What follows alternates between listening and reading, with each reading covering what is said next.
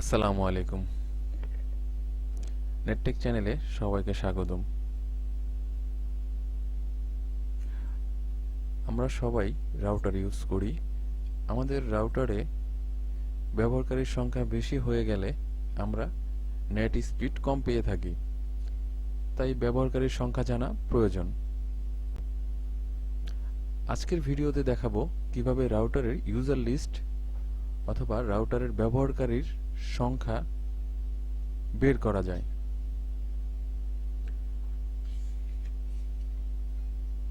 তো চলুন কথা না বাড়িয়ে ভিডিওতে।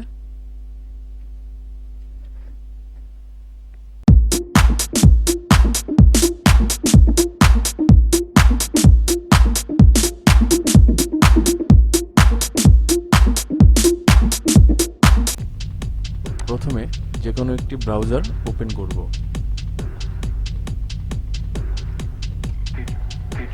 অ্যাড্রেস বারে টাইপ করব 192.168.1.1।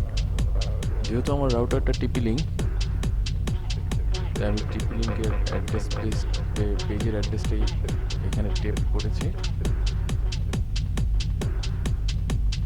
এন্টার প্রেস করি। সাইনিং এর জন্য যে ইউজার নেম এবং পাসওয়ার্ডটা দেওয়া থাকে, default password, user name admin এবং পাসওয়ার্ডটা অ্যাডমিনই রাখবো। সাইনিং কনফিগারেশন পেজ চলে আসছে। এখান থেকে আমরা সরাসরি চলে যাব অ্যাডভান্স সেটিংস ডিএইচসিপি এই অপশনটিতে। এখান থেকে তিনটি option, DHCP setting, DHCP client list, address reservation. আমরা যাব ডিএইচসিপি ক্লায়েন্ট লিস্ট।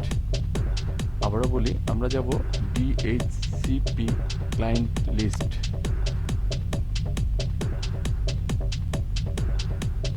হ্যাঁ, আমাদের কাজ শেষ। আমরা দেখতে পাচ্ছি আমাদের রাউটারের ইউজার লিস্ট। আমরা দেখতে পাচ্ছি আমাদের রাউটারের ইউজার লিস্ট। এটা আমার পিসি কানেক্টিং এবং এগুলো মোবাইল। আমি দেখালাম কম্পিউটারে কিভাবে বের করতে হয় ইউজার লিস্ট। আপনি আপনার মোবাইলেও এভাবেই করতে পারবেন। জাস্ট মোবাইলে একটি ব্রাউজার ওপেন করবেন, অ্যাড্রেস বারে 192.168.1.1 অথবা 192.168.0.1 অথবা টিপি লিঙ্ক হলে TP-Link-Wi-Fi.net। আমি ডিসক্রিপশন বক্সে তিনটা অ্যাড্রেস দিয়ে দেব। এভাবেই আমরা দেখতে পারি। আমরা অনেক সময় আইএসপির দোষ দিয়ে থাকি, স্পিড ভালো না, অথচ আমাদের 1 Mbps কিংবা 2 Mbps 3 Mbps একটা রাউটারে কানেকশন করা থাকে অনেকগুলো মোবাইল, ল্যাপটপ। সেই ক্ষেত্রে আমরা স্পিডও কম পেয়ে থাকি। তো নেক্সট ভিডিওতে দেখাবো আমার অজানা যে ইউজারগুলো কিভাবে আমরা এটা ব্লক করব সেটা। আজকের মতো এখানেই বিদায়। সবাই ভালো থাকবেন। Please subscribe, like and share my channel and video.